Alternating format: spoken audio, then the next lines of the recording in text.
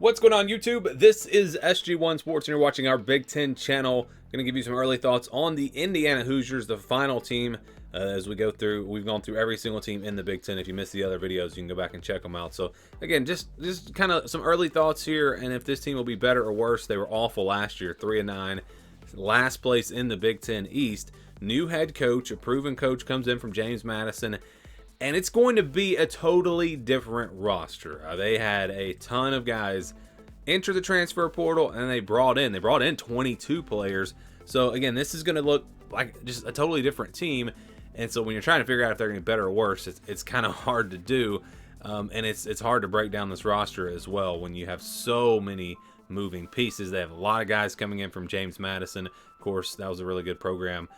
So what will this team look like? Well, offensively, they will lose. They do have Taven Jackson coming back. They lose Brendan Sorsby, but Taven Jackson will be back. But I don't know that he will even be the starter because they also have a transfer coming in, and I'm probably going to win the job. Curtis Rourke coming in from Ohio, a really good player out of the MAC. So I expect him to be the starter. We'll see what happens. But that is an upgrade, I believe, at quarterback. And then you look at the running back position, they'll lose Josh Henderson, they'll lose Christian Turner, but they have Trent Howland coming back. And they loaded up on running backs in the transfer portal. They added a bunch of guys at that position. And so we're talking about players that should come in and contribute right away. So I think the running back position for them is in good shape. And especially depth-wise, they look really good at that running back spot. Justice Ellison from Wake Forest, Elijah Green from North Carolina also brought in a couple of guys from James Madison. So they've got a ton of options there at running back. And then you look at the wide receiver position, Cam Camper, who's had some injury issues. He's gone. He's a really talented player. They're going to miss him, of course. But Donovan McCulley will be back, and he was kind of their go-to guy last year, a really good receiver. You got E.J. Williams coming back. They did lose a few other guys at that wide receiver position. Also, I forgot Jalen Lucas at running back. They lost him as well. DeQuince Carter at wide receiver, they lose him. But again, not losing too much at that position. And they upgraded, in my opinion, with all the transfers they brought in. Keyshawn Williams from Wake Forest. This is a guy that could be really good for them. Miles Price from Texas Tech, really good player.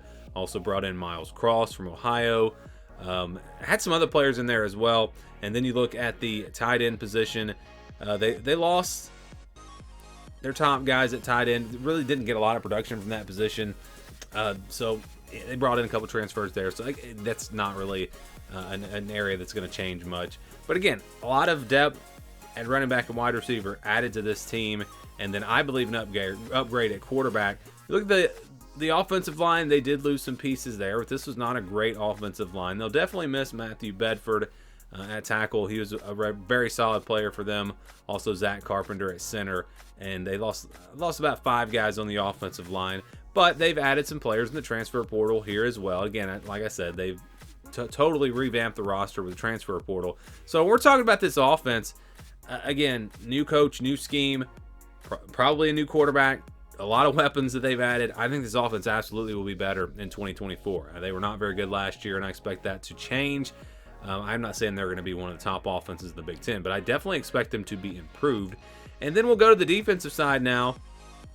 This is an area where they weren't great last year either. Obviously, if you go 3-9, you're probably not going to be great anywhere. But you look at what they lost. Andre Carter on the defensive line, that's a big loss. Then, of course, at linebacker, Aaron Casey, probably the best player on this team last year. He's gone. Also lost some pieces in the secondary as well. Philip Dunman at safety, he's gone. That's a big loss. Lewis Moore also gone. So, yeah, they're going to lose some really good players, really solid players on this defense from last year. But, again, they added a bunch of guys in the transfer portal, really at all positions. So it's hard to really break it all down when there's so much roster movement. Again, really good players gone, added some players. I think this defense probably is going to be about the same. I don't think they're going to be great. I think they'll be okay. I don't think they're going to be awful, but I think they'll be about the same as they were last season. So a defense that's about the same, an offense that's improved, that means this team should be improved in 2024. How much will they improve? Well, I think they have a chance to make a bowl game. I haven't really looked deep at their schedule and kind of tried to figure out where I'd find wins and all that.